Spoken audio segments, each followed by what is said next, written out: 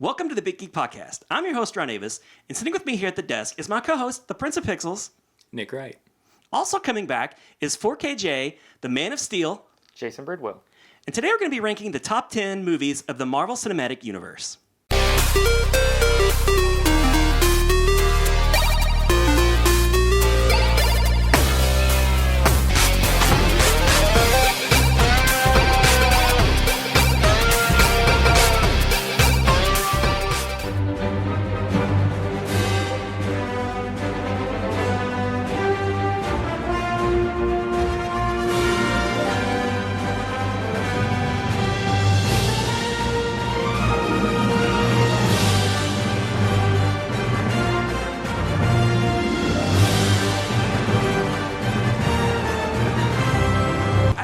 Know if I know a bigger Marvel fan than Jason.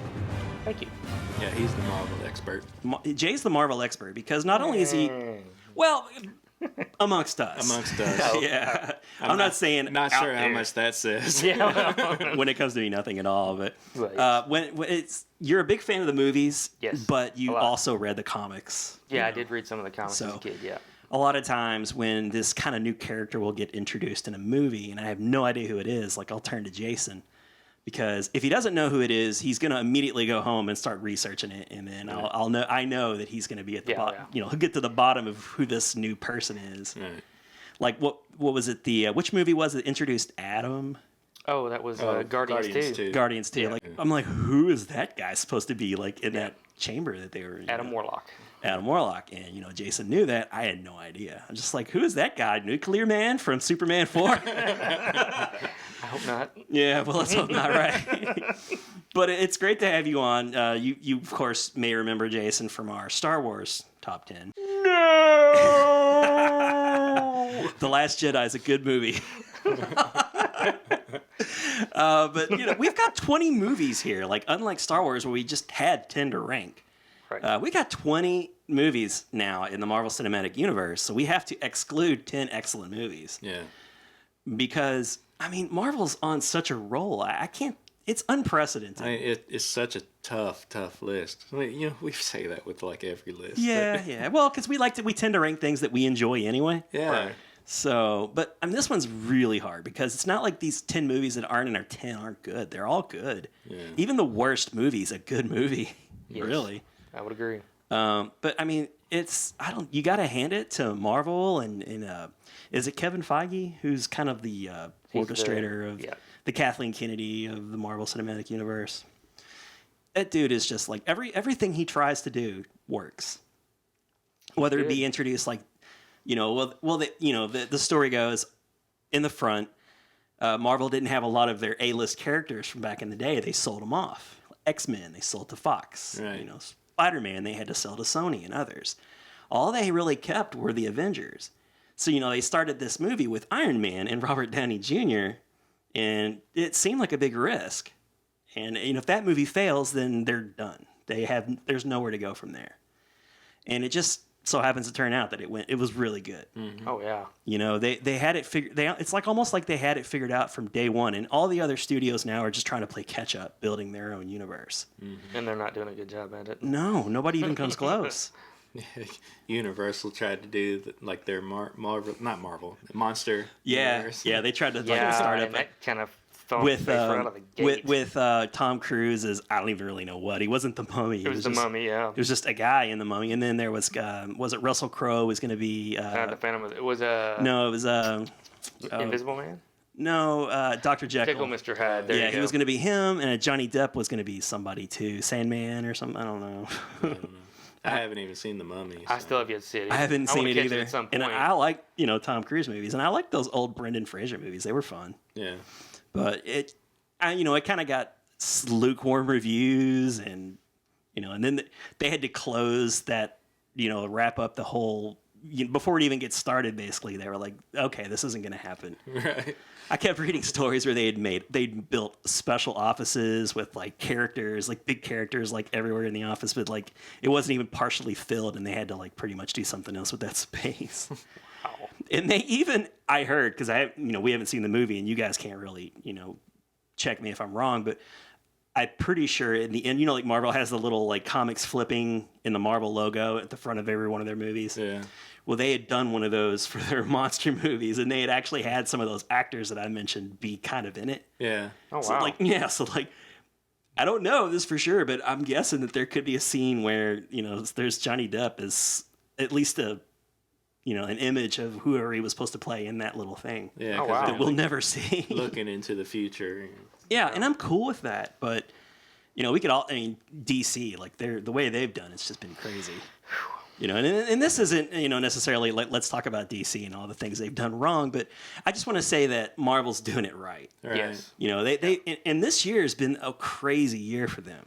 And the DC movies are okay. Yeah, they're fine. Just nowhere near the same caliber. Yeah, and they tried to do their Avengers movie right up front too. I think that was their it downfall. was too fast. That was their downfall. They didn't set anything up. They didn't set anything up like they did so well with Marvel, but they were playing catch up. Marvel. Nobody expected Marvel to do what they did. Like they've already done Justice League, but now there's Aquaman coming out. Yeah. It's just Exactly. it's the wrong order. It's just goofy. Yeah. And hardly anybody knows anything about what was his name? Cyborg. He barely had anything to do in the Justice League movie. And that Flash, he doesn't have his movie. No. And people would say like, oh, there's going to be a movie, Flashpoint or something that they were going to call it. I think so. But a director would get on board and then he would get off because I guess he's not going to commit himself to a movie that you don't even know if it's going to happen. Yeah. But I have high hopes for Aquaman. It looks kind of cool, and James Wan's a really good director. I like his movies. He tends to do a lot of the, like The Conjuring, those types of movies. Yeah. And he did one of the Fast and Furious movies, which was kind of fun too. The one where they like jumped from building to building. Whichever one that was, 7, I think. Yeah, I think it was 7. Yeah. I have no idea. I haven't seen it. So, Wonder Woman was fun. Wonder Woman, yeah. Yeah, so we're going to get Wonder Woman 2. We'll see what happens. But I did just read that Henry Cavill? Mm-hmm. He's not doing another Superman. Oh, really? Oh, really? Yeah, they just announced the other day that he's released from his contract, and they were trying to build towards another Man of Steel movie, but that's canceled. Oh, wow. Oh, I didn't wow. know that. So that's all falling Which apart bums me then. out because I really liked. Yeah, I liked Superman in the Justice League movie. I thought he was finally Superman. Yeah. And he plays a good Superman. He's pretty good at it. So. I thought so too, but we're not going to get that. But so with Marvel, like I was going to say a second ago, they had such an amazing 2018. Started out with a movie that I think a lot of people are excited about, and I think most people assumed that it was going to be a giant hit, but it ended up grossing like $700 million just here in the States. And it's something like, $1.5 billion internationally, but that's Black Panther. Mm-hmm. And that came out in February. So like a movie, it comes out during a time that you typically don't even have a huge blockbuster. Mm-hmm. So everybody went to see Black Panther. And that wasn't even the big movie that everyone was super excited about. You had Infinity War just up, like Infinity War's coming out in May, and that's going to be a great big movie. And then that of course came and was a huge movie and did almost as much as Black Panther. Mm-hmm. And then you had this other little movie like, Ant-Man and Wasp, which I thought looked really good. And it was kind of light and lighthearted and silly. And it was kind of like what you needed after a real heavy movie like Infinity War. Mm-hmm. So that came out and I really enjoyed it. And so now the dust can settle. There's no more movies, I guess, until Captain Marvel, I guess. Is that the next movie? Is that the next one? In the MCU, yes. Because the next Marvel movie is actually Venom. But that's not MCU. Well, yeah. And that's just sort of loosely tied to the MCU, right? Yeah. Well, I've been reading different things. I'm thinking there's a possibility they may do like a crossover, kind of like they did with Spider-Man at some point. So I think it's still all up in the air, but I think that would be very cool to see Tom Hardy's Venom show up in the MCU at some point. What do you guys think about these trailers for Venom so far? Oh. Looks cool. The second trailer, wow, looks really good. Did you see the memes of the googly-eyed Venom?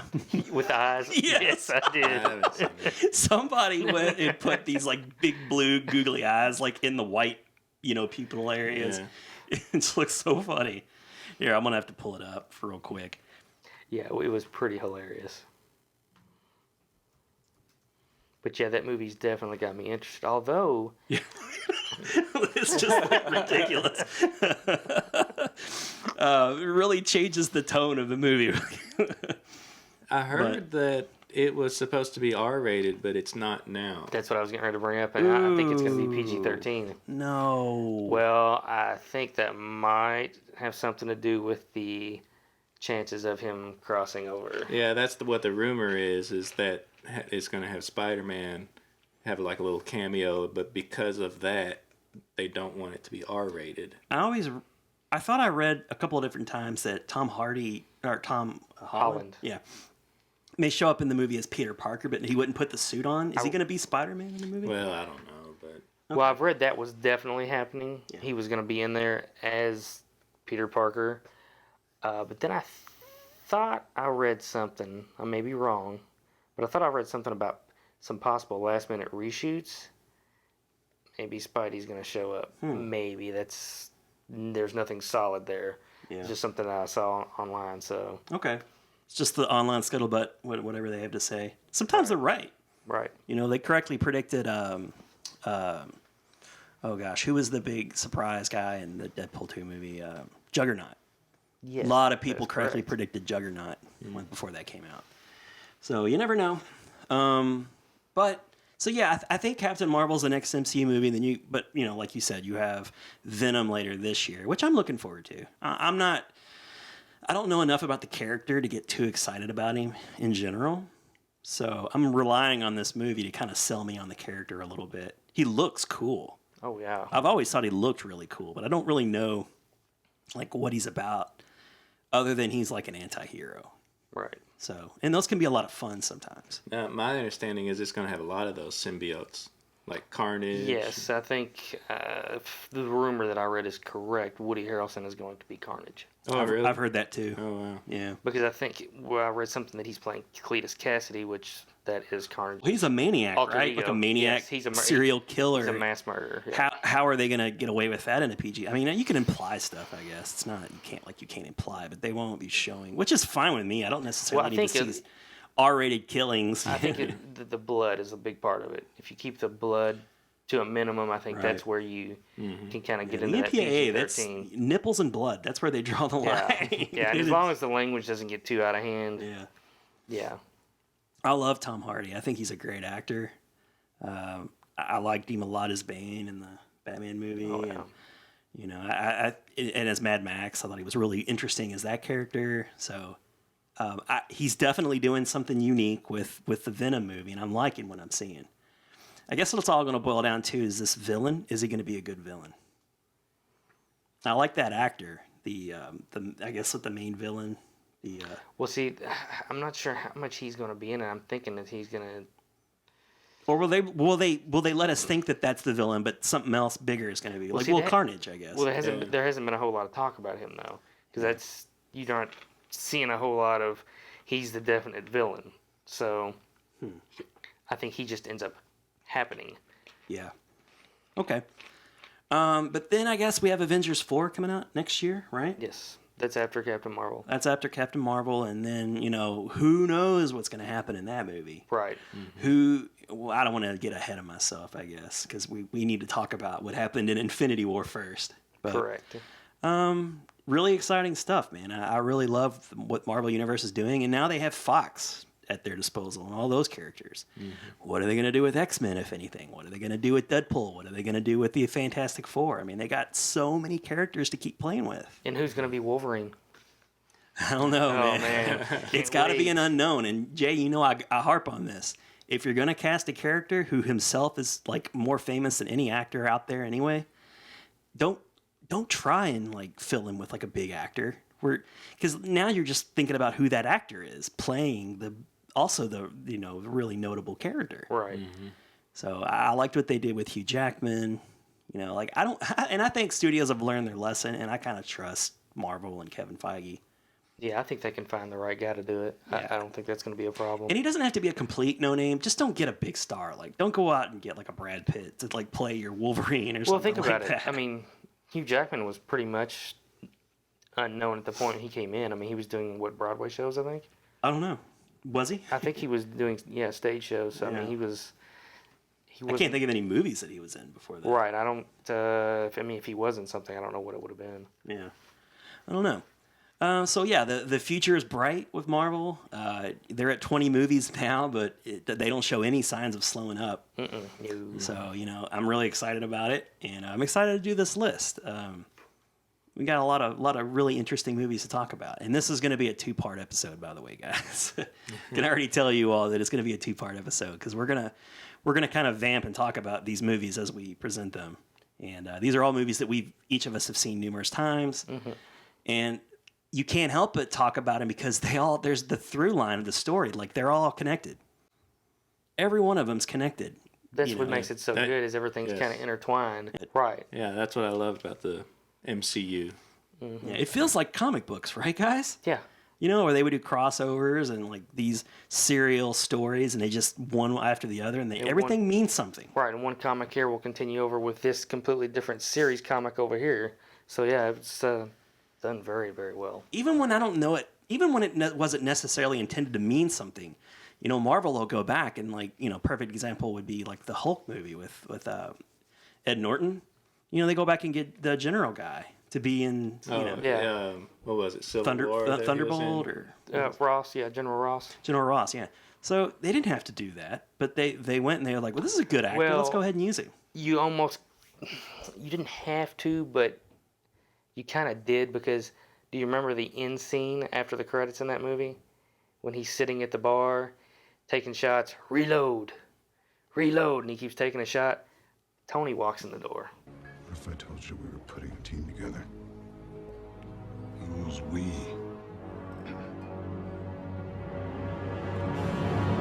Him and Tony have a conversation.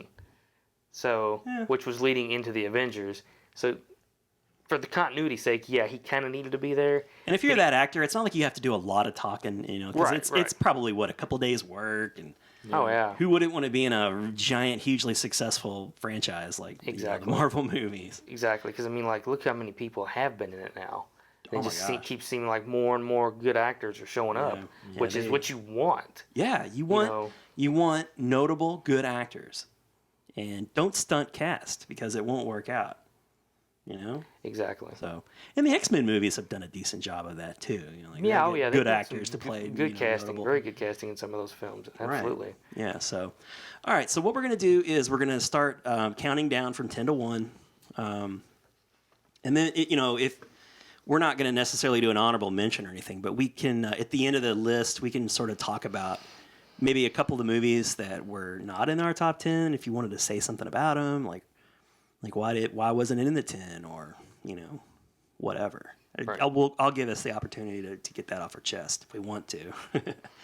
But when you got 20 excellent movies, you're not gonna get everybody's not gonna agree on which of the 10 best. So what we'll do is we'll start with number 10, and Jason, you're gonna be kind of the movie countdown guy. Okay. That's been Nick's job in the past, but I can do it. Yeah, you can do it. Why don't you go ahead and take over for him? Okay. We're going to start out with the group's decision on what is number 10, which is Spider-Man Homecoming. I'm glad that's in the top 10. Whoops. Nice. Well, Spidey hangs upside down. That's right. Right. Spider-Man Homecoming, a surprise. But there's something you need to know. Number 9, I'm not going to name the movie yet, but number 9 and number 10 are actually tied points-wise. So these two are kind of interchangeable. Yes, Spidey lost out because 2 out of the 3 of us picked the other one. Yeah, and I've had Nick explain in the past how the point system works. And it just basically boils down to, you get points, then you can earn bonus points for various different things. And then sometimes we even get a tie at the end of that. So we just sort of take a majority rules approach. Yeah. And so we get a true 10 in the end. But Spider-Man became number 10 for whatever reason, one reason or another. I'll list each of our, because we ranked all 20, each of us. Yep. And in the comments, probably at the end of part 2, I'll have each of our top 20. And you can see who, damn that guy for not putting that movie up higher. Well, would you want me to go ahead and read where this ranked per person now? So if we go by the individual rankings, Ron, he had... Let's see where we're at here. So Homecoming. He had Homecoming as number 9. Mm-hmm. Mm-hmm. Nick also had it as number 9. All right. I, however, had it as number 12. Okay. Which is the reason it ended up at number 10. So it's right in the middle for all of us. Right. And so that was a movie that came out. You're not really sure what's going to happen with Spider-Man. They rebooted it a number of different times through Sony. And, like when the Sam Raimi movies came out, the first couple movies were hugely successful and beloved. Because nobody had really seen anything like that to that point. Not really. I mean, you'd had the... X-Men had came out and did pretty decently well. Right. And I guess X2 had come out before we saw Spider-Man, or was it around the same time? Because I feel like X2 was that movie that really legitimized comic book movies. I don't remember. I'm trying to remember that time frame. I'd have to go back and look. Here, I'm gonna look this up. So X2 came out in 2003, and Spider-Man came out in like 2000. So right. So you really didn't have much in front of it as a reference point. So when it came out, I think it was people were like really wild over it. In the 80s, superhero movies were really popular. Yeah. Batman, Superman. And Batman never really went away. Even in the 2000s and the 90s, there were more Batman movies. It just got Schumachered. But then it got, better. Oh, yes, Christopher Nolan. Then it got Chris Nolan. And everybody loves those movies a lot. But, Superman kind of got stuck in reboot land, They still haven't figured out Superman, even to this day, it seems. Yeah. Man of Steel is good, but it's not a universally loved movie by any means. Yeah, some people, I think, felt it was, too dark. Yeah. But then you also had a lot of really bad comic book movies, like Spawn and I don't know, I'm trying to think of like some others. Like, I don't know if you'd consider He-Man a comic book movie, but kind of. Masters of the Universe was terrible. And I mean, technically, Ninja Turtles is a comic movie. True, but that was great. So, well, that was a good one. So was G.I. Joe. Yeah, it's hard to... Neither one of those were... Because G.I. Joe did come out first in the comics, technically. Yeah. Yeah. But it's famous for being in the cartoons and the toys. Yeah. But I guess my point is, there was this real dull period of comic book movies where, like, studios, they might greenlight a smaller movie like Blade. And if the movie does really well, great. It didn't cost a lot of money. And they'll make 2 or 3 sequels, and you're good. But who's going to spend the money it would take to bring a character like Spider-Man to life? It's a big chance. I mean, because you got to invest a lot of money. A whole lot of money. And hope you can get that big return. But, I mean... And not only do you have to invest a lot of money, you got to get the right creators, because for the longest time, the studios would just get it in their head that they're just going to redo. Like, they're not going to do the movie the way it should have been done, and never understood that. Mm-hmm. Well, one thing about Spider-Man, I don't know if you know this or not, either one of you, but... Do you know who one of the original people they wanted to play Spider-Man was? Tom Cruise. Yes. For years, Tom Cruise was the guy.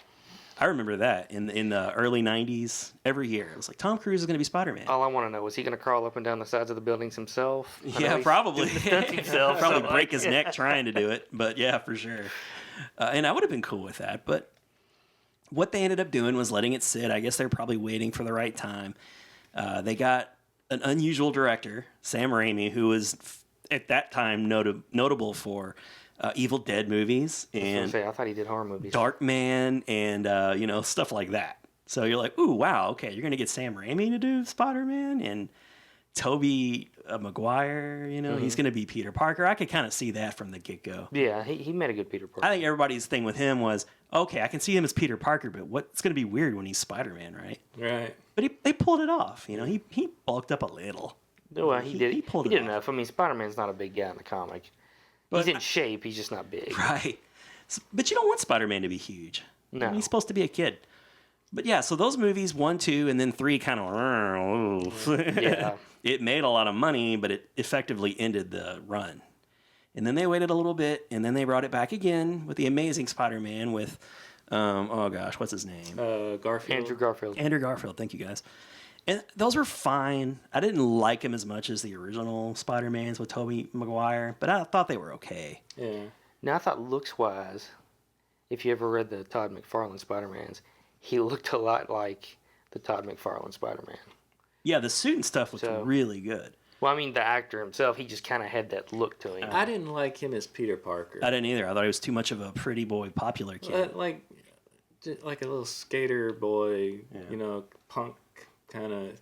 I liked Peter Parker's a nerd to me. Yeah, he's a nerd. Yeah. He's a science nerd. Yeah. I liked him when he was doing all the little quips and stuff as in the suit. That was fine. Yeah. I thought that felt like Spider-Man, but you know, the first one was okay. They never really had a decent villain, I don't feel like, to play off of. Yeah. And then, you know, we're getting to Spider-Man Homecoming, basically. So the second movie happened, and again, they stopped making them. Too much money, didn't make enough back. Right. So then all these rumors started circulating. Marvel is going to get involved. And everybody was like, nope, that ain't Not gonna gonna happen. happen. No way Sony's going to let that happen. They'll sooner sit on it than let Marvel, you know, tinker and meddle with it. But I guess Sony just got into this bad situation where they kind of had no choice. They needed Marvel. They needed Marvel's mojo to get Spider-Man going again. Mm-hmm. And man, it worked. Man. Oh, it worked big time.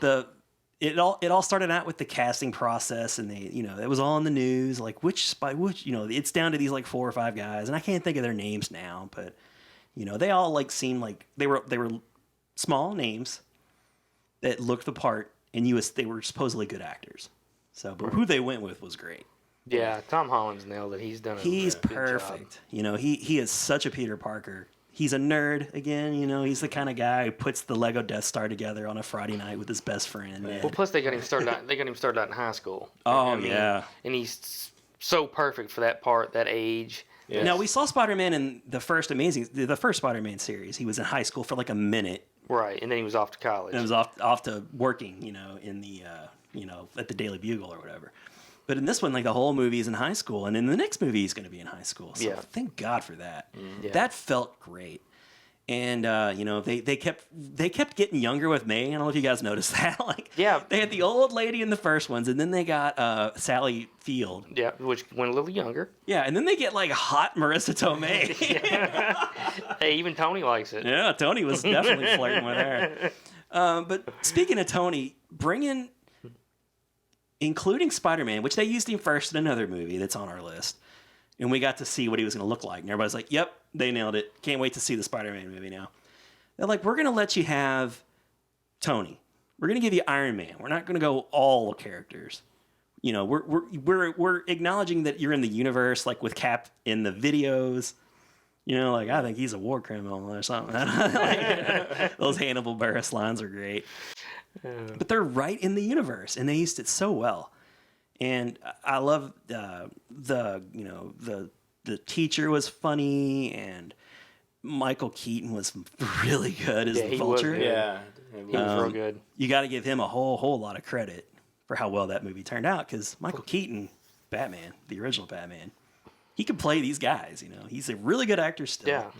People have forgotten about him, but he's still out there, and he was so good. Mm-hmm. And it was weird too, because he was kind of like a sympathetic bad guy. Which those are always kind of like you know what I mean? Like he was only bad kind of out of necessity. It's more complex than just taking over the world, right? Yeah, and it was almost like when he used that gun and he killed that one guy. That it wasn't even like on purpose, right? But when it happened, it was just like, well, go with it. Wasn't that the other gun that just hangs them in the air or whatever? Yeah. You know, don't show any weakness. I thought this was the anti-gravity gun. What? No, that's that one. You know, to the other guys. Yeah. Well, plus, I mean, where the beginning of the movie starts out, you know, with I think that was a Keaton decision too. Like, I think he wanted to do that. Well, I guess the circumstances played out at the beginning of the movie. He had no intentions of becoming the Vulture. He just got kind of thrown into a situation where he was. Yeah, the movie opens forced. like right after the events of the first Avengers movie, basically, and it was like to survive. Right, survival mode, basically. Yeah. Yeah, he had a crew, and they had gotten this big juicy contract to clean up the mess from the aliens and the Avengers and in Manhattan, and this other group comes in. They're like, no, we're shutting you down. The government came in basically and shut him down. You know, you were already talking about how it was just wonderfully all tied within the universe, and that was just another prime thread that like as soon as the movie opens, it's like cleaning up the rubble from the first Avengers movie. Right. Yep. Exactly. Good point. So, we see the contract get taken away, kind of callously too, and he's like, hey, I got a crew, and like I pay a lot of money for the trucks. Got people to feed. Yeah, I've got my family and I got my crew to think about and their families. And so, you know, she's just like, I'm sorry, take it up with Tony Stark or whatever she says. You know, we're taking care of this from here. So, you know, he squirrels away some alien technology, and then they kind of go to 10 years later or whatever it was. And now he's basically the Vulture. Yeah. His survival is hijacking these shipments of alien technology to then turn and flip it on the street as weapons. Into weapons, yeah. Yeah, so... And that works. That works great. You know, he's not this grand scale villain. He's a villain in the neighborhood, which is like in Spidey. That's the perfect kind of person for Spidey to play off of. And the guy that he killed with the gun, if anybody noticed, he was the Shocker. But if you notice, his jacket that he was wearing was basically the pattern of the actual Shocker in the comics costume. So I mean, it was kind of I guess a nod to the real Shocker in the comics, which I thought was pretty cool. Yeah, I like when they do that stuff. Just kind of like they don't draw attention to it. And isn't there like another example of that where Ned's wearing a shirt? Well, yeah. If you notice, there is a nod to that. I guess to the Wasp. He's wearing a Wasp T-shirt at one point in the film. If you ever notice it, he's walking down the hallway and he's got a Wasp on his T-shirt. I'm like, I see that. I didn't know that at the time, but you know, like I caught it one day watching it. I was like, okay. I didn't catch it until after I seen, I think, Ant-Man and the Wasp. And, you know, like, I like to get online and start looking for those, like, 20 things you didn't know or you missed. Yeah. Easter egg type stuff. And they mentioned that from the Spider-Man Homecoming. But who else am I forgetting about here? Oh, Ned. We got to talk about Ned. Yeah, he's awesome. Ned, the best friend. You know, like, the hat gives me confidence. The best friend from school. The great comic relief. The guy in the chair. That's right. So you got this great, like, kind of, it feels small, but it's also getting bigger. And they don't get into the Uncle Ben stuff at all. Yeah. No, there's no mention of it at all, which I don't know if they're going to talk about that in the second one or not. I kind of hope not. I mean, do you guys need to see Ben shot again? We all know the backstory, so it's like... Yeah, it's one of the oldest, it's like one of the more well-known plot, devices of a character becoming a superhero. Yeah, he's bitten by the radioactive spider, but even that's not talked about, really. I mean, unless there's something... He's just Spider-Man. Unless there's something in the vault to his beginning that we don't know, kind of like with Batman. You know, you've seen the Michael Keaton ones, you know, his parents were murdered, blah, blah, blah. But you didn't know how he really kind of became a badass until you saw Batman Begins. He goes and he trains with the League of Shadows. Yeah. So you get to get all of that, and it's like, now it makes a little sense why he's such that was a really nice touch. Why he's so bad, you know? He can kick butt. It's like, yeah, he's the world's greatest detective, but yeah, he can also... He's also a ninja. Yeah. In a bat suit. Yeah. And so, I don't want to break down the whole story and all that like we used to do, or we try to avoid that, but, you know, like, why was this movie 10? It was a nice surprise. It felt fresh, and... It brought one of the main Marvel characters into the MCU and back to life in a good way. They resuscitated the character, which, you know, is great. We're excited for a sequel that's coming, and, you know, it's just a really fun movie. Like, it's not too heavy. Even when the stakes are high, like the great scene where Peter, we got to talk about that scene where Peter shows up at the girl that he's taken to prom.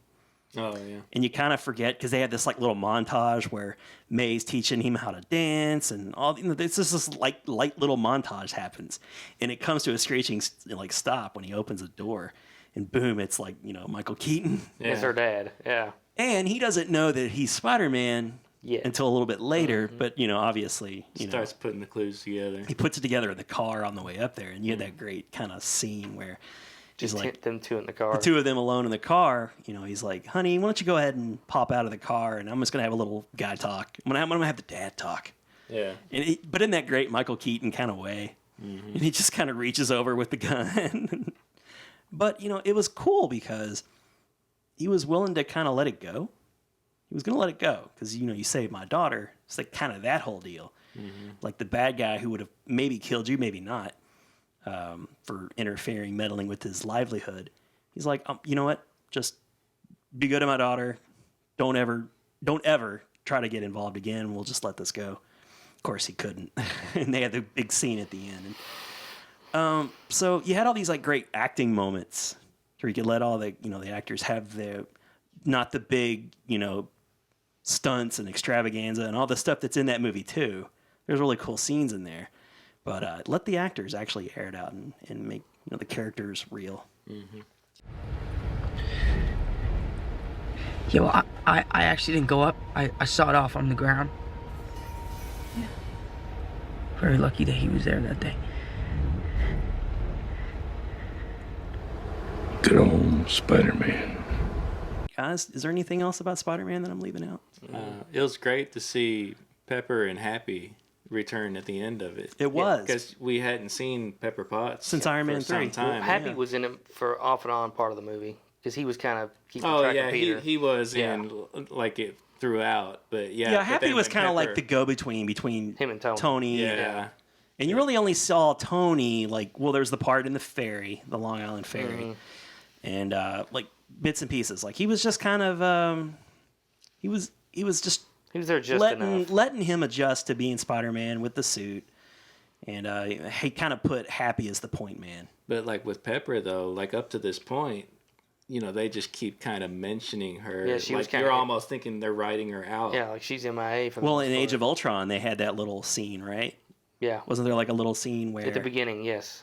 No, not Age of Ultron. No. She was in the first Avengers, but she wasn't in Age of Ultron. You know what I'm thinking? I'm thinking of the other actress who didn't want to be in the Marvel movies, Natalie Portman, and they kind of alluded to her. Yeah, she's done. Yeah, right. She's not going to be in any more Thor movies.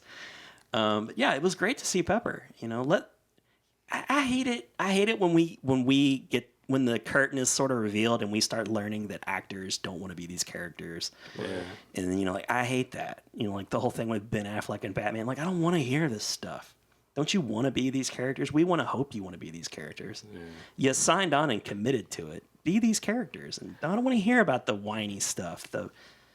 Just rubbed me the wrong way with her, and I guess they kind of just let her out. But who knows? She got a little older, maybe more mature, not so full of herself, and she was back in again. Yeah. And I'm happy for it because I think Gwyneth Paltrow's fine. Oh yeah, she does a good job. I like him. She's a great actor, and one other little tidbit. I like the dynamic between her and Robert Downey Jr. I was gonna say one other little tidbit on Homecoming. The one guy that's on the ferry boat with him, and then he's in the final scene after the credit with Michael Keaton. Mm-hmm. Oh yeah, I believe that guy's gonna be the Scorpion. Scorpion, yeah, because he's got a scorpion tattooed on his face. Or something. I believe he's the Scorpion. So some more foreshadowing, right? And important scene that you're talking about. That Michael Keaton had that opportunity to sell Peter out because he knew at this point he knows who he is. And he didn't. So what's up with that? Which kind of I think plays into the whole thing that he's a bad guy only because he kind of had to be, not. Or is he just saving him for himself? I don't know. Yeah.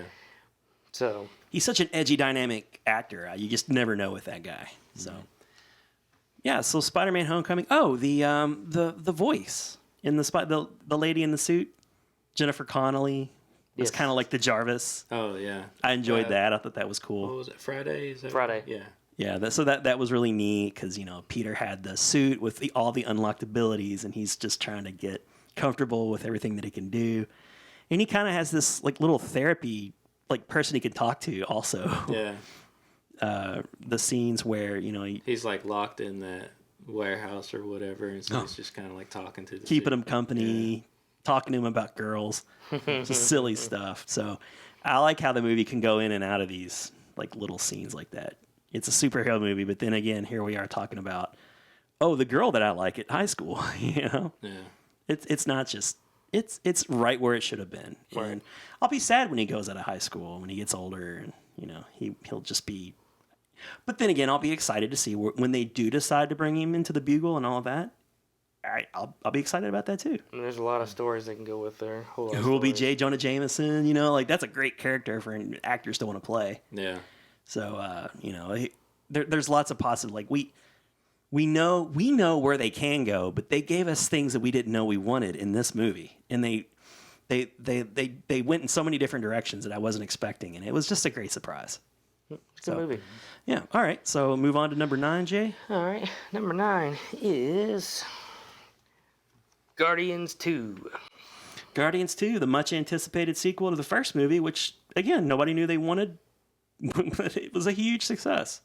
Oh yeah, it was. Now Guardians 2, where did I have that, Jay, and then you and Nick? Okay.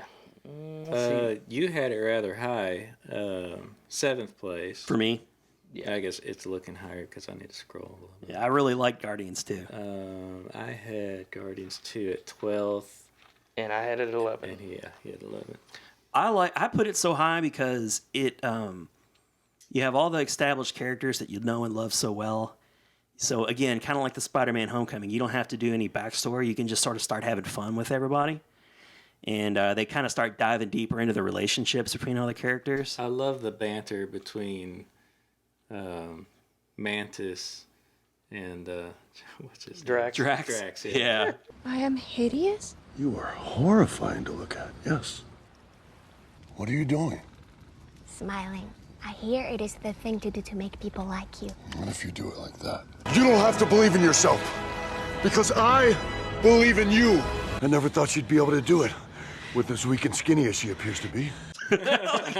He's so dry and so literal with everything that he says. Batista is very good at that character. Dave Batista? Yes. Is great as Drax. Who would have known?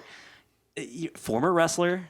Been in some stuff before these movies. Like he was in one of the Riddick movies, I know. Yep. Yeah. Always plays a tough guy. But he's a tough guy with a heart. And it just his timing, his comedic timing is so good. Oh yeah, it's very good. I have famously huge turds. One of my kids' favorite lines. Oh, one of my favorite lines as well. But, Guardians right off the bat, they start out with Baby Groot, and he's like dancing along, and they're all trying to fight off that big monster, and it's beautiful. Mm-hmm. They're utilizing that soundtrack once again to great effect. Lots of great songs in Volume 2. You get the introduction. Well, they bring in another great actor into the MCU with Kurt Russell as Ego. And, it's just so good. I love Kurt Russell. Actors like Kurt Russell, Michael Keaton, once, top billing movie stars in the 80s and 90s who Hollywood's kind of forgotten about. They're bringing them in and they're just killing it. Don't forget Sylvester Stallone was actually in this movie. Yeah, he was. And he was good too. He wasn't too Sylvester Stallone. I got to talk about Yondu though. Yes. He was so good. And I'm Mary Poppins, y'all. One of my favorite lines in any of the Marvel movies. And you didn't really know what to think about Yondu. All throughout the first movie, he's definitely pissed at Quill, but you don't know the backstory. You start to learn more about what's going on. You now that Yondu was just the father figure that he needed because Ego wanted him, Quill, and Yondu didn't want to do it because he kind of knew what was going to happen. Yeah, so, kind of knew what Ego's plan was. Yondu was more or less his dad. And I love that line. He's like, Ego might be your father, but he ain't your daddy. Yeah. Some line like, daddy. He ain't your daddy. And that great, what's that actor? Michael Rooker. Michael Rooker. I love him. He plays this kind of redneck hard ass always, but with a heart, I suppose. Is he cool? Hell yeah, he's cool. I'm Mary Poppins, y'all. Yeah, but he was great. And there was the whole kind of his crew, they kind of mutiny against him with Taserface. Taserface. And there was that great scene. Oh, that was a good line. That whole sequence was awesome with Rocket. Yeah. And they get Groot. Once they're locked away, they're trying to explain to Groot what they need to get out. And he keeps bringing him back all this stuff, like a toe. I love that scene. So, you got Yondu and Rocket and Groot, and they're just going great. And the crew, they're I don't know what to think of. The crew is one of them is Peter Gunn's brother, right? Yeah. And he's awesome. And he's kind of loyal to Yondu, but he also doesn't want to get flushed out into space either. Right. So he's kind of not the whole crew's into this, but also you had Gamora and what's her name? Her sister. Nebula. Yeah. Nebula, thanks. You got more of that. That kind of played out some more. And Mantis, you get introduced to Mantis. You get introduced to Mantis. And she was just really there for comic relief, I feel like. Yeah. which was very effective. Oh yeah. Drax and her. But yeah, the Guardians get split up into two teams more or less. They spend most of the movie apart. You know, which allows them to have these great dynamics. And you have the scenes with Rocket and Yondu where like the whole movie there's this kind of storyline of Rocket misbehaving, pushing people away, and Yondu of course notices this and realizes what's going on, and they kind of have that little heart to heart. We're kind of one and the same type thing.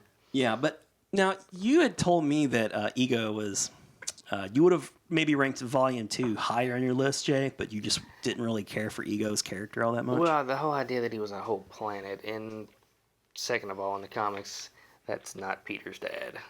Peter's dad is a character named Jason. So they went a total different direction with his dad. And I don't know. I'm more true to the comics, so that kind of it's a good movie. But you said you really liked Kurt Russell. Oh yeah, I like Kurt playing Russell. Absolutely. him. They just didn't want to go with the Jason character because he was from what I remember reading, he was sort of kind of like this angelic type being. So, but that I don't know. The whole thing with Ego was actually he was an entire planet. And his whole motivation was to, I guess, to kind of spread himself out throughout the universe, take over the galaxy. But what was great though was when he finally revealed to Quill that he kind of let his mother die. He killed he killed her just so that he could stop going back to Earth. Because he stuck the cancer in her. He stuck the cancer in her, and that was that was tough. That's a tough scene. That was not something that Peter Chris Pratt he's awesome as Peter Quill. He's really funny, and I've always known that about him from like Parks and Rec and shows like that. Like he's a really funny guy, but he plays like this character with such he gets hot real fast. He's got a heart, He's good with the emotion. Yeah, he is. He's got good range, and when that scene happens, when that moment happens, like I felt his pain. Yeah. Oh yeah, dude. You shouldn't have killed my mom and squished my Walkman.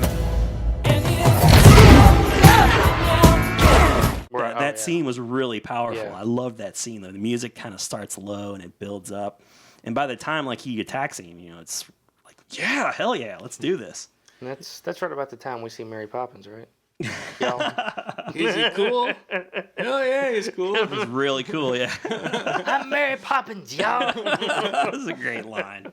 That was the thing that kind of bothered me about the movie, though, is that, okay, he had these powers all along. He just didn't know how to use them. Yeah. And so here in this movie, he finally is able to, utilize these powers, but then they kill him, and they're taken away. Yeah, well, it turns out he's like immortal, right? Apparently? I think so. If I remember correctly, I believe he's more or less a god, because he's the one son, because he fathered a lot of other... Like all of them died or something happened to them. Yeah, he's the only one that survived. Right, Gamora finds like that boneyard or whatever. So he's the only one that he's worthy of, Ego finally revealing his plan. And he needed, I guess, somebody else to go through. Like he couldn't do it on his own. He needed another equal person to him to help with his grand plan, I guess. But you're right. It's like, okay, so he's got all these powers. He uses them, but he would just be too powerful, I guess, if he were to continue to have those powers throughout the. I mean, I get it. Yeah, but it's because he would be a threat to Thanos if he had all those powers. So they whatever. I don't know how crazy I was about that. Part, but yeah, there's just so many funny lines and scenes in that movie. Oh yeah. Again, the music was great. That was that really cool scene where Yondu's breaking out with Rocket, and they're playing a song, and his little needle things flying all over the place. It's just going everywhere. It's just going everywhere. That was a really cool scene. Yeah. There's always something happening in this movie, and I've watched it again. I've watched it a bunch of times since it came out, which for me is always a mark of a great movie. Mm-hmm. If I can watch it again and again and again, the stakes aren't too high. It's not too heavy. One of the movies on our list that ranks really high, obviously.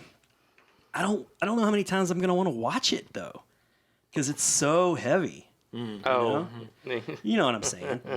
I oh yeah, that movie was wonderful, but it's too heavy to watch at points. So this movie though doesn't ever feel like that. It's kind of like Logan. Logan is hard to sit and watch over again. You're right. I don't think I've watched Logan all the way through, really, since I saw it in theaters. And I thought, man, that was a great movie. Yeah. It was awesome, but I just don't want to watch that It's anymore. super heavy, like you said. Yeah. Yeah, this movie, the stakes are kind of high, but they're kind of not. Ego feels like a cartoon character villain from the beginning anyway. Yeah. And for a good chunk of the movie, he's not really threatening at all. So, I don't know. What else can you say about that movie? It was a fun sequel. I feel like it lived up to the hype. Yeah. Which is going to be really hard to do. Oh yeah. And I don't know. Can we kind of get into this whole discussion? I wasn't sure where I wanted to fit this in, but with Peter Gunn, the firing from Disney and letting Peter Gunn go. Yeah. After some, we can agree, some pretty stupid things that he did. Going online 10 years ago. Yeah. Right. Keep in mind, it was 10 years ago. Yeah, and he was an adult when he did it too. He wasn't like a kid or anything. But he said a lot of things that like I know he regretted saying. And they were never like malice. Like there was no malice. I think he was just trying to say some off-color stuff to make people laugh. He was just trying to do some dark comedy, and it was shouldn't have posted it. Yeah. It was just dumb.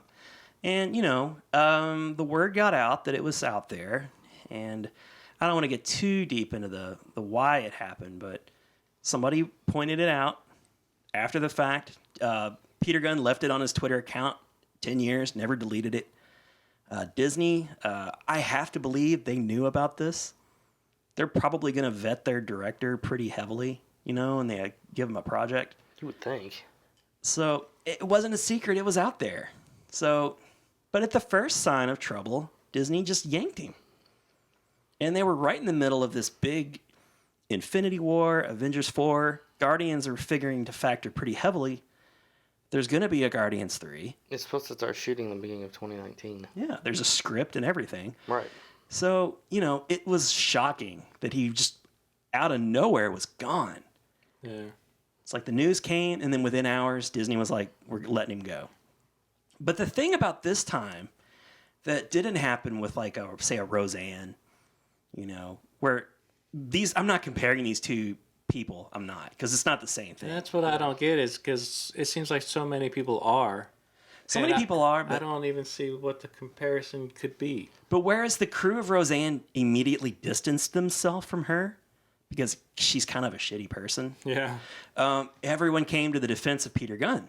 Yes. Yeah. His whole, all of the actors from the movie, all of these big name actors too. Like first Dave Bautista came out, it seemed like. Chris Pratt. Yeah, and then Chris Pratt, and then more or less everybody stood behind him. Look, he's a different person. He's grown. Why are you doing this? Yeah, I mean, he made some distasteful jokes 10 years ago that, nobody knew about till he upset someone because he said something bad about the president. Exactly. And they dug this up in a way to kind of witch hunt him down. Yeah. And they succeeded.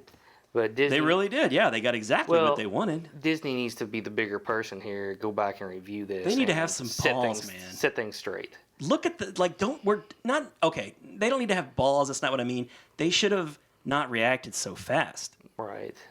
Think about it. Have some discussions. I don't know. Stand by your guy. Well, especially since you've known about his character all this time. Well, I saw something yesterday online that said apparently Marvel and Disney were in talks about James Gunn and I guess the possibilities of maybe reversing this action because James Gunn. I said Peter Gunn earlier. Sorry, I don't know where I was thinking Peter Quill. So hopefully they will fix this blurb that they've had because it's just it's just a bad move all the way around. It's kind of happened just almost as fast as they got rid of him. Now I feel like they're trying to backpedal into getting him back. Well, they're gonna have to because, like you said, the cast is basically threatening to walk out. Yeah. I mean, sure, people get recasted. I dare you to recast this film, get a new director, and have the success you've had. You won't do it. Yeah. Yeah. Well, Marvel, I understand, was trying to they were trying to convince Disney. Kevin Feige, from what I read, was not happy with Disney's decision.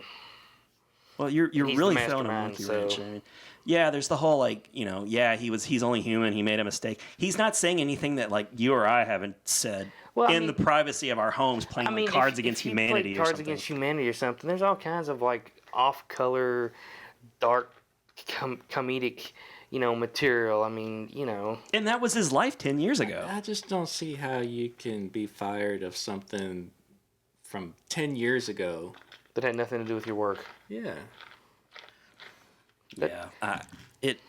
It sucks, man. It sucks when a few people make a lot of noise and then they feel like they have to react to it, and because they're afraid of their precious bottom dollar. Well, I mean, if they're worried about their bottom dollar, they better hire him back. Yeah, that's true. Because I remember reading a couple of days ago, it was like, well, maybe Disney will like bring, James Gunn in for something else. Like maybe they're not going to blacklist him. And then the actress came out and was like, if you don't keep the script, we walk. Right. There was a big deal about that. And then they weren't going to keep the script. Right. And then they were like, okay, we're keeping the script. And now, almost like a day later, like you said, now they're kind of talking. They're negotiating because, like I said, I think Kevin Feige was very unhappy with Disney for their decision because he was not even notified. He found out the same way all of us found out. At least that's what I read. Crazy. Now, maybe what I read is not true. I can believe it. I can believe like an emergency meeting happened with board members and shareholders. So, like, somebody was like, "Oh crap, man, we got to fire this guy because we can't have this." Disney needs to get off their high horse. I mean, you've already ruined Star Wars. Don't ruin Guardians too. They didn't ruin Star Wars. I like Last Jedi. Last Jedi. And speaking of Last Jedi, Ryan Johnson went back and deleted a whole bunch of tweets after this happened. Oh yeah. Yeah, like thousands of tweets, evidently, because they've handed them the keys to a whole other trilogy of movies. So he's like, holy crap, I got to get out there and delete anything that I've said in the past. Right, I mean, it's stupid. People use social media and say silly stuff. They do. So, I mean, just... And part of me is like, I don't feel sorry for you because you're a grown man and you know better. And if you can't keep yourself from doing it, why don't you just get off social media altogether? Yeah. You don't have to be on there. Yeah, Jason's not on. Jason is not on social media. Nick's barely on it. I'm on it more than I used to be, but off the grid. Jay's off the grid. And I'm on it, but I just don't say anything on it really. I just look at everybody else. Yeah. You can laugh and you're not gonna stick your neck out. Like maybe because it would embarrass your family and it's just a common decency kind of thing. Right. And like I said, I'll say things behind closed doors with only the people that I know who know me have known me for years. That you're joking, you're cutting up. Yeah. It's not serious. People close to James Gunn, he says those things. They're just like, ha, that's just James Gunn. He doesn't necessarily believe any of those things. He's just trying to make people laugh by making them uncomfortable. And that's just something that people do. Anyway, I just wanted to talk about it.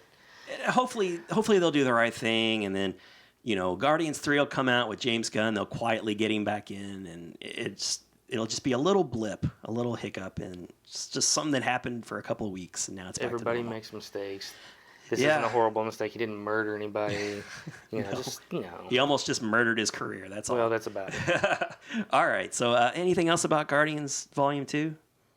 Hilarious. Just fun movie. Good time. It's it fits in so well with their whole universe, the Marvel Cinematic Universe.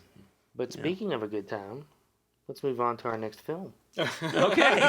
All right, Jay, what's number 8? Number 8 is one of my favorites. It would be Thor Ragnarok. This was a really funny movie, and this movie it was so funny. Great. So different than any of the other Thor movies. Oh, yeah. And I like the other Thor movies fine. This is the culmination of Thor going from kind of the Prince of Asgard to the king. Like the guy with the stick up his ass and the big ego. And now he's over time gradually, and probably starting with the first Avengers movie, started developing this really funny sense of humor. And Loki might have a lot to do with that too. I'm not sure because the way they play off one another. Yeah. But Ragnarok is like the Thor movie to shine. Oh yeah. He is. This is a comedy. This is a space comedy. Space buddy movie with him and the Hulk. Wasn't that great? Oh my god! When you saw that first teaser, and then he's like, "Yeah, I work with him. Yeah, that's a friend from mine from work." It was a great tease, and then we had all this time to think about the movie. Like, oh my god, this is going to be Planet Hulk, which is another one of those like famous storylines. And you kind of got that in this, from what I understand. Like, I've never read the Planet Hulk story. You got a little bit of it. You didn't get all of it. Yeah, Jeff Goldblum. he was pretty good. Doing Jeff Goldblum-y things. When he melted the dude. Oh yeah, It's getting all over me. Oh, it's all over my shoes. Who are you? I am the god of thunder! Wow, I didn't hear any thunder, but out of your fingers, was that like sparkles? it's just like they just Korg is great. Oh, yeah. Who's voiced by the director? Oh, is that who did that? Yeah, he's the voice of Korg is the director. Well, before you get too involved, do you want to say? Oh yeah, I'm sorry. I was just so excited about Thor Ragnarok. Yeah, where did it all rank between us? Okay, Ron, you had it ranked number 8. Okay. Nick, you had it at number 10. Okay. I, however, had it at number 4. Ooh, 4. Wow, you really did like this movie a lot. Jay, why did you love it so much? Put you on the spot. Is it the humor? Well, the humor. I've been a giant Hulk fan since the days of Lou Ferrigno's TV show. Okay. So Hulk done. I feel like they're starting to like. He was done well. Yeah. Well, I think they're really starting to get it right finally. Oh yeah. You've got Mark Ruffalo is a great Bruce Banner. Yeah, he's and then he was finally starting to like talk and yes. Yeah. Well, that in the way they've got him, like the way he morphs into the Hulk, and then he still kind of looks like Mark Ruffalo just a little bit. Yeah, the effects are actually really well done and, too. I mean, he looks so good, and like you said, he's talking now somewhat. He's not neon green. and he's funny. Yeah. Like it's not Hulk more like burning fury. You're more like smoldering. What was that like line with Thor? Yeah, Hulk like raging fire, Thor like smoldering fire. Yeah, he's really good. But the comedy and it was just a really good flick. I thought it was done really well. You had a bunch of new characters like Korg introduced. What was his little buddy's name? The little like cockroach looking guy. Oh, yeah. Cannot remember his name. All right. But Jay, you got him too, and he's Hey man. Hey mate. yeah, exactly. That's new Doug or whatever. See you later. Doug, was it Doug? No, Doug. Doug Doug was was like a guy who perished in another right, battle. That's right. That's just what Doug used to say. He's new Doug. Right. See you later, new Doug. You're right. Doug has? Doug!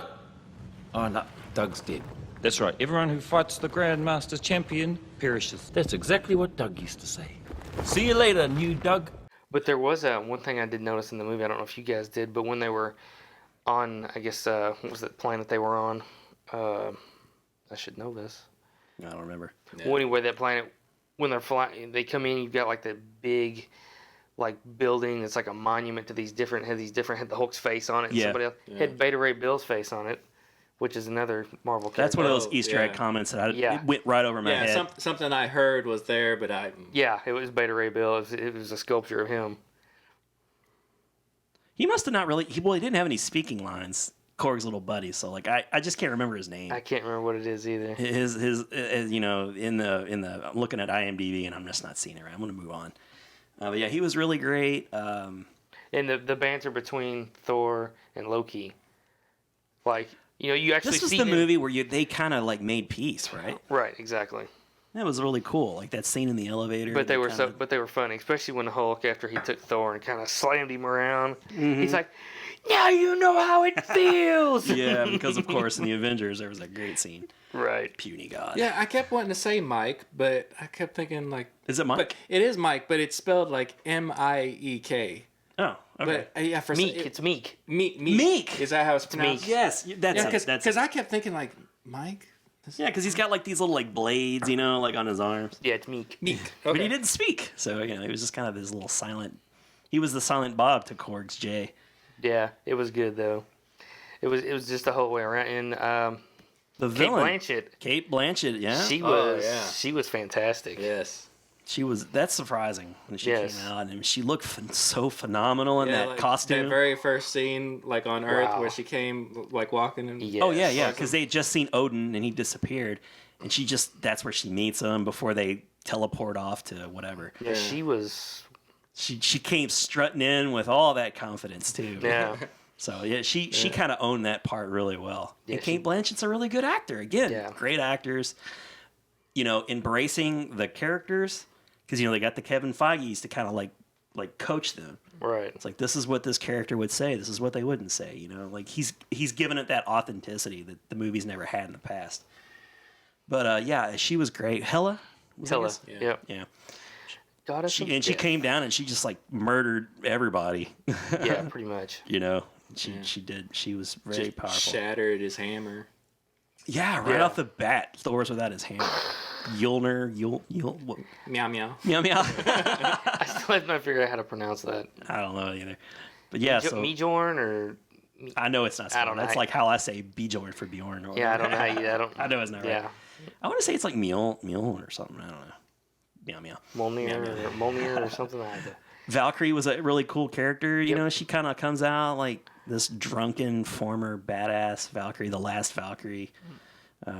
She's just sort of working for the Grandmaster now, picking up trash and bringing it back to him so they could fight. Right. But all those things are great points. And it's just a funny movie. It's on Netflix. You guys can go watch it. I've watched it a couple times on Netflix already. Well, it's just kind of the feel-good buddy movie. It was the buddy movie. I love the dynamic of Thor and Hulk. It's perfect. It's really, really good. Anything else we can add about Thor Ragnarok? Again, stakes not super high. They're just trying to get off the planet and. Well, I mean, the planet. Kind of high. If you they were kind of high now that I think about it. Was the end of Yeah, they destroyed a whole like planet or whatever home world or was it just? Well, it wasn't the planet. It was just like the city. Well, they destroyed all of Asgard. Asgard, yeah. Asgard That's what I was trying to completely think. destroyed. Asgard got blown off the map by that big, fiery guy. I forget his name. Oh, and was it in this one that what's his name? Heimdall? Did he die in this one? No. That was That's it. Down the road. Okay. I'm getting ahead of myself. Oh, I forgot too. There was that really cool scene with Doctor Strange when Thor goes to visit Doctor Strange. Yeah. And there's those great scenes where he's just kind of like disorienting him constantly by like dropping him and then like walking over and then. Well, he kept filling up his beer mug like. Yeah. Oh, that was great. Yeah. It's like, would you like some tea or something? And he's like, I don't drink tea. Yeah. The next thing you know, he's got this gigantic thing of mug of beer, and he just keeps filling it. So, and I love the part too when they're kind of done with their conversation, and then Loki's like, I have been falling for 30 minutes. so awesome. So yeah, that was a great movie. I liked. Again, great Marvel. I say it again and again. They use their characters so effectively, and they just kind of come in and out of the movies. Good action, great comedy. All these movies just feel like one big movie. Yeah. It's the way it goes. I would say this one felt closer to being a Guardians movie than anything else they've done. It did have a Guardian in touch. And I was going to mention, too, like the director of this movie, there were people that were saying that and I can't think of his name. Let's see. Try to get it. Taika? I'm sorry, I can't say it. Where is it at there? Taiki? I don't know. Sorry. He's Taika? Yeah, he's Taika. Yeah, maybe he's new to me, but he kind of had that kind of tone that's in the Guardians movie. Yeah, you were gonna lose that tone if there was no James Gunn in the future. He might come the closest to replicating that tone. Hopefully, we don't have to worry about that. Okay, guys. Anything else? I don't want to move on. I don't want to move on too fast, Jay, since this was so high for you. I guess the only, I guess the heaviest part of the movie is probably the extra credit scene. Because it's about to hit the fan. Is that the one where, let's see, what was the That was Thanos' ship. Yeah, they run head on into Thanos' ship. Where it picks right up from there in the Infinity War. Exactly. Infinity War picks up right at that point. So. Where a whole race of people more or less just gets slaughtered right there. So basically. But yeah, very good movie. I could watch that movie. You're right. It's such a light movie, and then at the very end. Yeah, it kind of gets dark. Quick. It reminds you that things about to get real. So. That's cool. And I don't have to watch that extra scene if I don't want to. There was another scene too, right? They always have like a fun. Well, it was the Grandmaster, I think. Like had a little scene at the end of that. Yeah, there's something with the Grandmaster. I can't remember what that was though. I want to say like he he found himself out of his palace and was like, oh yeah, that's right. And he was out amongst the people. He was out amongst the people. And yeah, I really love Jeff Goldblum. He's so great. All right, guys, I'm going to go ahead and put a pin in this here. I'd mentioned earlier in the episode that this will in fact be a 2-part episode. So I would like to just go ahead and stop right here. Seems like a good point to put a pin in it. We'll be back next week with the conclusion. We have a YouTube channel. For those of you out there who only listen to us in podcast audio form, we do have a video channel that you can watch us. I try to put a little effort into, editing the videos. They're a little more visually appealing. You can see us interacting with each other, and I really think that it's a really cool medium. You can see us, which is always more enjoyable. YouTube.com/BitGeek. But I understand that most of you don't have a lot of time to sit in front of a computer. You want to just listen to us like while you're at work or in the commute. You could find us easily in iTunes, Spotify, Stitcher, just pretty much anybody that you listen to your iPod, your episodes.